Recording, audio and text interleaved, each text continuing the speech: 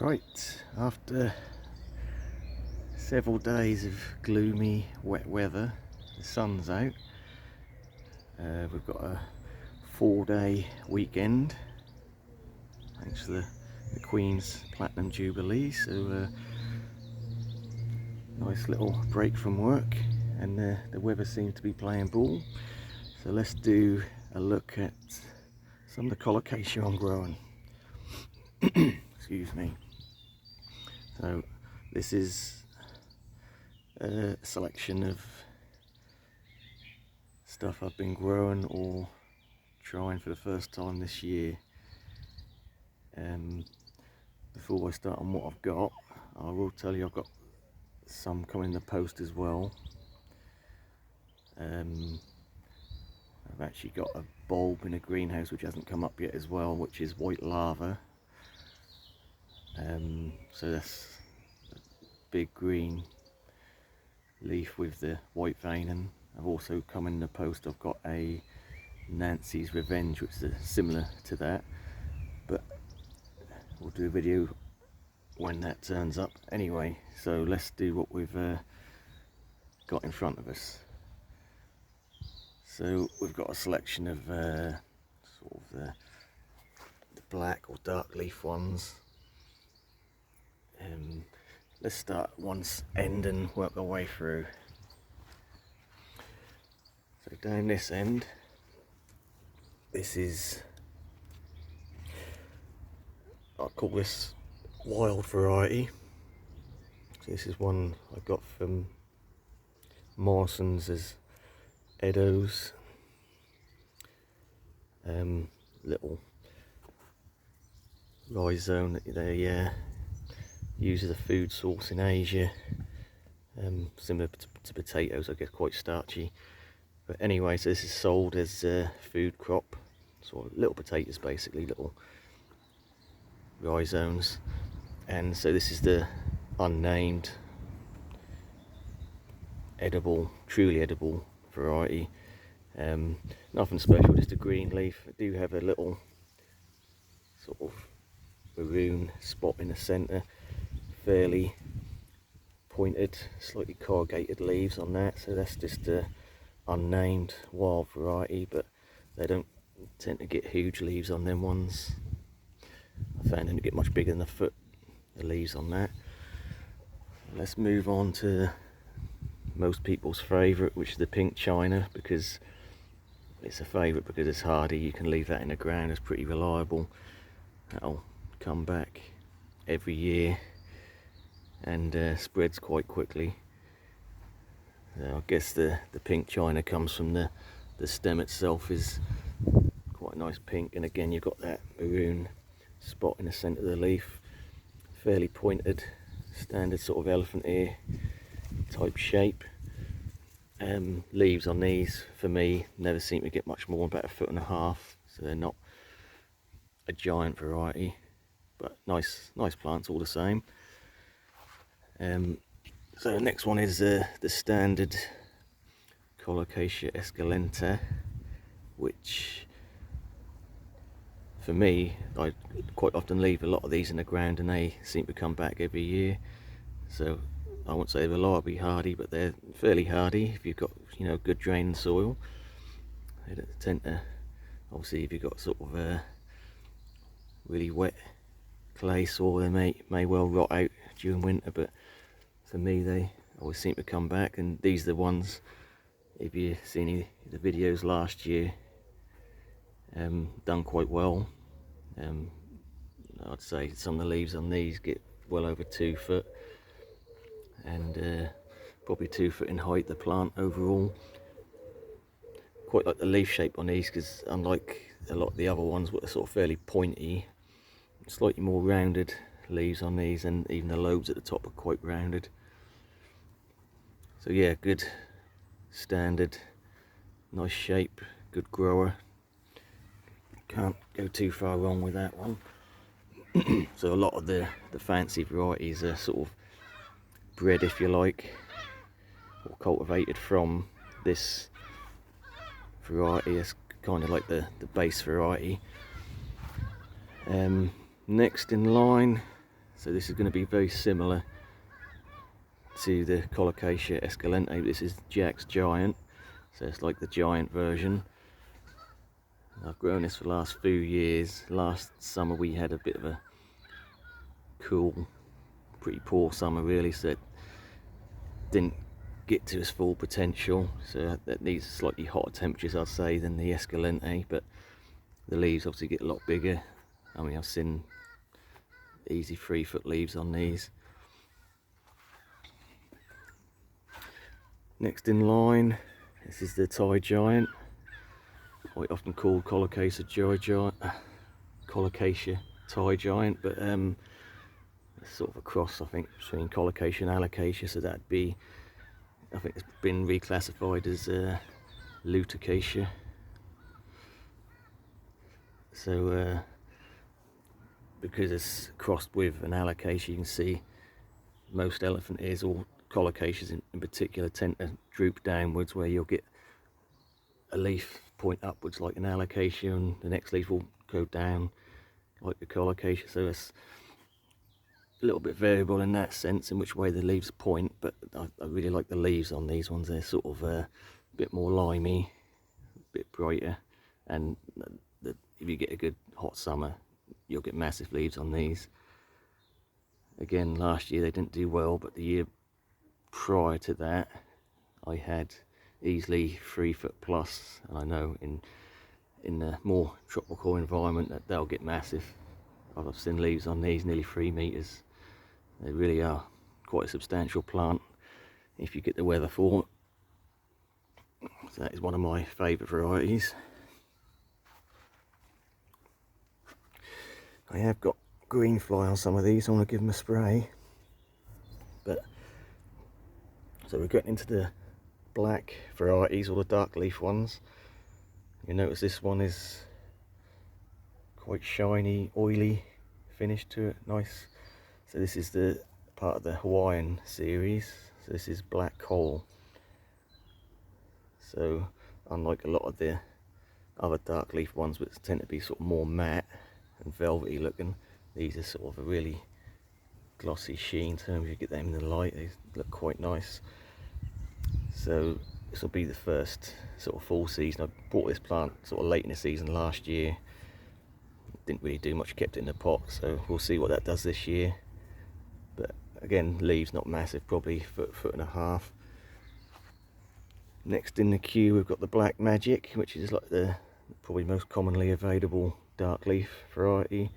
So again, the leaves come out green and will sort of slowly fade to the dark, almost really deep purpley black. Really one of, you know, really nice, fancy, one of my favourite varieties. It's just a good looking plant in general, and they do quite well. I've had easy 2-foot leaves on them, again dependent on the summer we get. So you can see quite similar in colour, but obviously to the black coal, but the finish is totally different, from a gloss to a sort of matte velvet colour on them. Another one similar to the Black Magic, this is part of the Royal Hawaii series as well. This is Diamond Head, so more of a sort of heart-shaped leaf compared to the Black Magic. So this is the first season I've grown this one, so we'll see what that does.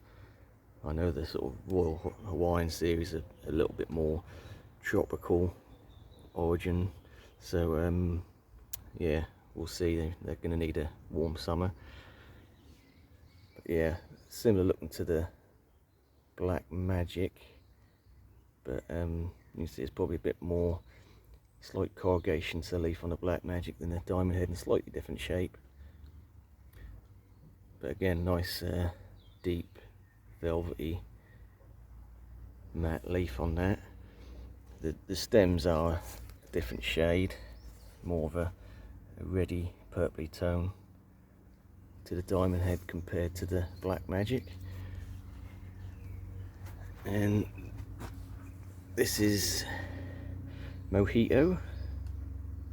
You can sort of guess why it's called that. Sort of a combination of a sort of dark green leaf with the basically the same colour as the Black Magic, sort of deep purple, and here you get blotches and different colours on that, so they're quite a nice fancy variety. Did grow one of these a few years back, didn't do too well, give it another go. And last one in the pot queue is the Fontisii or Fontisii, which is a dark stem variety. These are supposed to be fairly hardy, so I've got one in the ground already, so I'm going to leave that in the ground over winter and see how that does. But yeah, so it's quite a dark stem, darker than all the other dark leaf ones stem wise, almost black stem. But these, I guess you could call them a poor man's version of Pharaoh's mask. They get the deep colour in the vein, and as well as the stem colour is the same as the vein, and when the leaves get a bit bigger, it's obviously a very small specimen, just a offshoot of a bigger plant I had. Yeah, so that's another good variety to try in a garden. But I mean, like I say, there's loads and loads of different varieties, and you could spend a lot of money buying fancy ones, but at the end of the day, for me, I always come back to the Escalente just because it's a good, solid, sturdy plant, and they tend to do quite well even in a cooler summer. But that's a few varieties I'm growing. I have got a couple of other varieties in the ground. So we've got a purple stem, which I haven't got any in pots because I left them all on the ground, and they've all come back. So we'll have a quick look at that before we finish the video. So let's come to the centre bed here.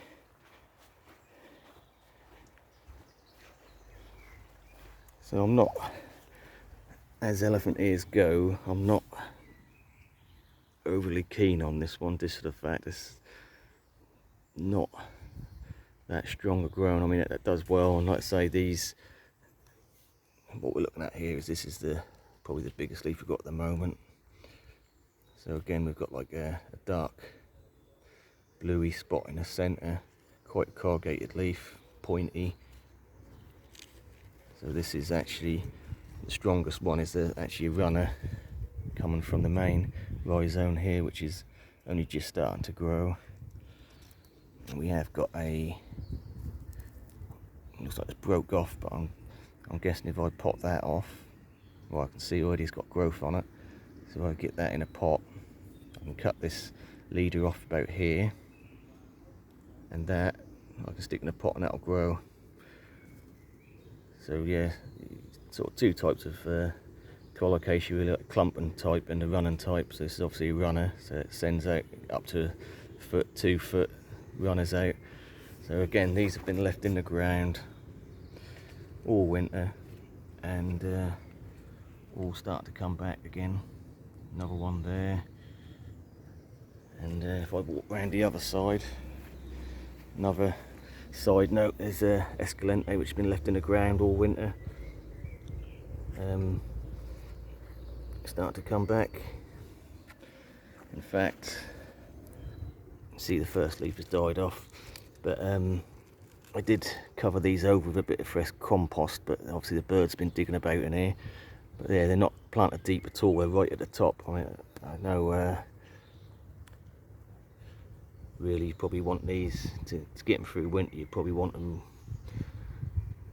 I don't know, 4 or 6 inches underground. I mean, they do tend to push out after a few years, but yeah, they're in the ground all winter, practically on the surface, still rock solid. And yeah, plenty of new growth points on them. So that's just a standard Escalente, but let's go back round and to this side where we've got some more the burgundy stem coming up. So we've got another one here, little tiny leaf, and here. Yeah, so last year, oh, got that one popping up here. So yeah, so I planted these up last year. It's sort of a new area I done last year with the elephant ears at the front and some canna and dahlias at the back there, and left everything as it was. Didn't bother pulling them up. So the burgundy stem, I say, are pretty hardy. They're all coming back again. So I think with some varieties, it's worth sort of giving a go. You can mulch over them. So I did say I've got Fontisii or Fontisii in the ground, which will be here. So you can see what I was saying about the in the shadow a bit there, but yeah, with the dark outer rim to the leaf and a nice dark blue vein and the really dark stem. So yeah, I'm hoping to now the weather's warmed up and we are officially in summer, to sort out this area and get all the elephant ears in the ground and plant out some more of the tropicals. That's what I'll probably be doing today. Right, we'll leave it there. I'm now gonna pop this one up before I do anything else, and we'll catch you on the next one. Thanks for watching.